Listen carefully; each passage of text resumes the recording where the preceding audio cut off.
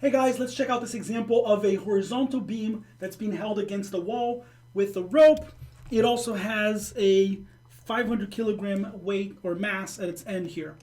So the beam has mass of 400. We got the 500 there, so I'm going to call 400 little m, and the 500 will be big M.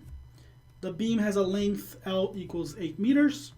I'm going to assume uniform mass distribution on the beam, which means that the 400 kilograms acts right here. So I have little mg will be 4,000. I have big mg right here, which is going to be 5,000. This is a distance of half the length, 4 meters. This is going to be 4 meters as well.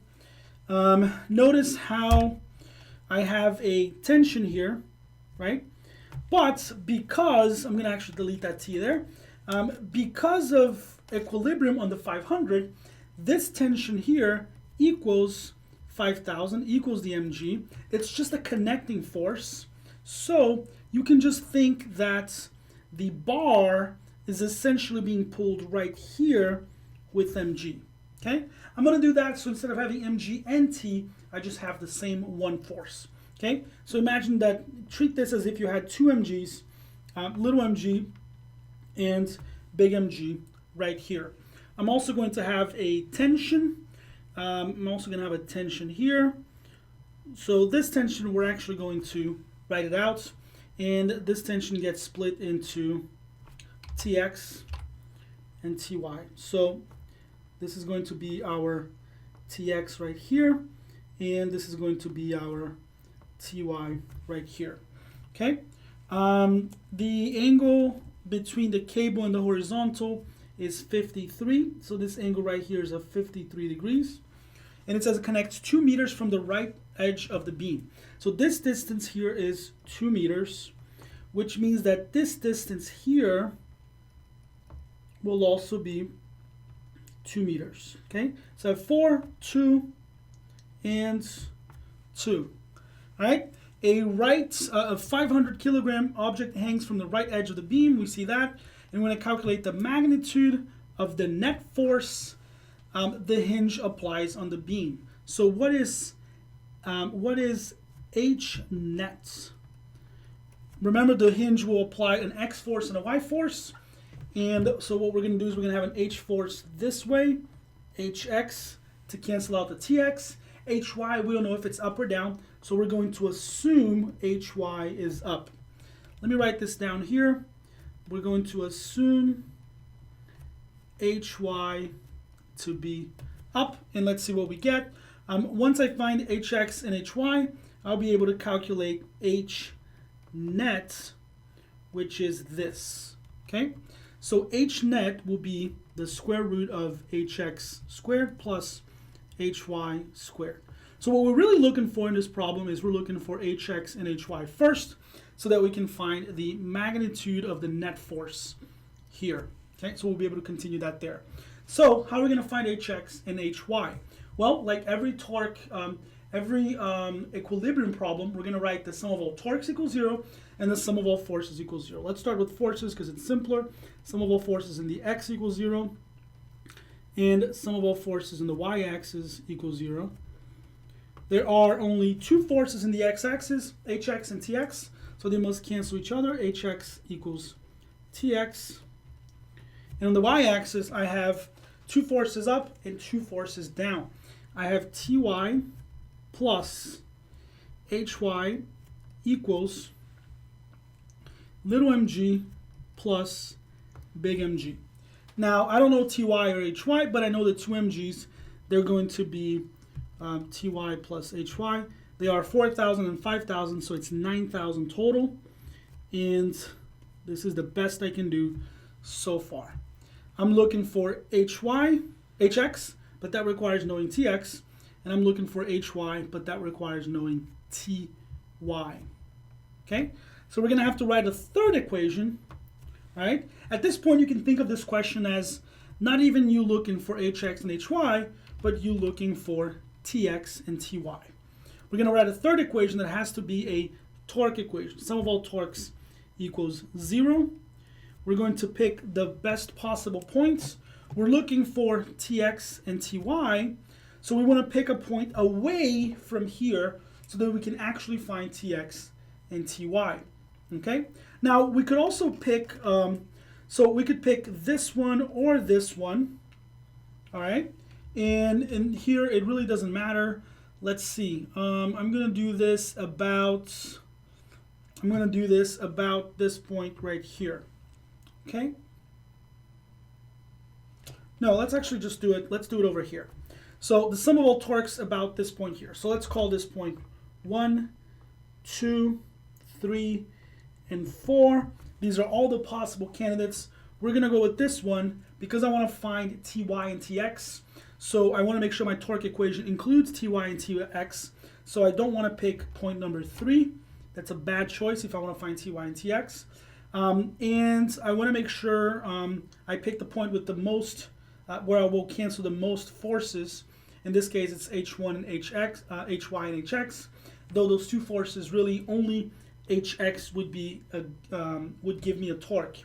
Only Hy would give me a torque. Hx doesn't give you a torque. Okay, so really all of these points, Tx also doesn't give you a torque. So really all of these points only have each one force that would give you a torque. So, you know, they're all sort of similarly just as good or just as bad, however you want to look at it. So we're just going to go with torque of about 0.1. It would have worked with other points. Don't sweat that too much. Okay, so torque about 0.1 means I have 1 here. And I have 4,000 pulling this down. This is little mg. I have 5,000 big mg over here. And then I have Ty. Ty we don't know. Both of these guys are providing are producing a torque in this direction. So this is torque of little mg. This is torque of big mg. Both of these guys are clockwise, so they're both negative. And then this is going to provide a counterclockwise torque, positive. So I'm going to be able to write that the torque of Ty equals torque of little mg plus torque of big mg. And I'm going to expand this equation here. It's going to be Ty r sine of theta. Notice that all the angles are going to be 90. So this is the r vector for the little mg. This is the r vector for big mg, and this is the r vector for Ty. In all of these, the angles are 90 degrees, so sine of 90. Mg, r, sine of 90, big mg, r, sine of 90. Sine of 90 is 1, so these guys go away. The distance from the axis we chose to Ty is this whole thing here. If you look here, I got a 4, I got a 4 with a 2, so that's a 6. For little mg, it's just a 4. And for big mg, it's the entire length, it's 8. Okay? So if you start plugging this in, you get 6 Ty equals, little mg is 4,000 times 4. Big mg is 5,000 times 8. This is going to be 56,000. And I want to divide that by 6. So Ty will be 56,000 divided by 6, which is 9333 newtons. So that's Ty. Now, once I know Ty, I can find Hy. Okay? So I'm going to plug it into this equation right here. Okay? So Ty plus Hy equals 9,000. This means that Hy will be 9,000 minus Ty, or 9,000 minus 9333, which means Hy is negative 333 newtons. So I got a negative. What the heck does that mean? Well, remember how we assumed Hy to be up? We got a negative number. This means we assumed this incorrectly. So all we got to do here, it's cool, no problem. All we're going to do here is we're going to say Hy is actually down. Boom. But nothing changes. The magnitude is still 333. Okay, nothing to redo or undo. So we're just going to keep going. I now have HY. Let me scroll up here. I now have HY. So I just need HX. Okay, I now have HY and I have TY as well. I just need HX. To find HX, I'm going to need TX. So how do I get TX? Well, from TY, I can get TX. I can go from TY to T, and then from T to TX. And once I have TX, TX is the same as HX. Okay, so let's do that. TY equals T sine of theta. So I can figure out that I can find out that T equals TY divided by sine of theta. In this case, the theta we're talking about is the angle that T makes with the x-axis, which is 53. So TY was 9333 divided by the sine of 53. The sine of 53 is 0.8. And if you do this, you get 11666 newtons. All right. And now we're looking, now we got TY, we got T, we're going to find TX. TX equals T cosine of theta. I now have T, so I can plug it in. 11666 cosine of 53.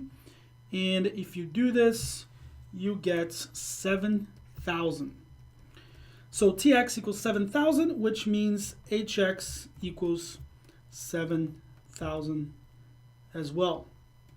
Now that I have HY and I have HX, I can plug it into that equation up top. Okay, so here I'm going to get the square root of HX, which is 7,000 squared, and then HY negative 333. Doesn't matter that it's negative because it's going to get squared anyway. And this is going to be 7,008. So most of the vector came from here, which makes sense. It's a much bigger number. Okay, so 7,008 newtons is the net force for the hinge, and this is the final answer.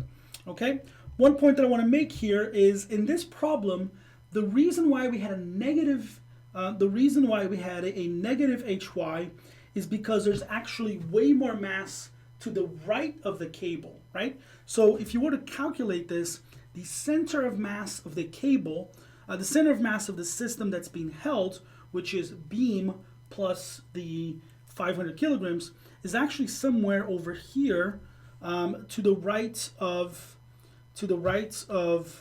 the tension.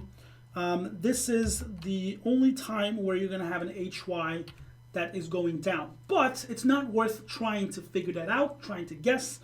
It's better to just always go with the HY going up, because chances are HY will be up. I just wanted to show you an example where it doesn't go up, basically to show you that nothing weird happens, right? And also we got to see how it works when we have sort of an object hanging from it. So you have two objects in total. All right, so that's it for this one. Let me know if you have any questions, and let's keep going.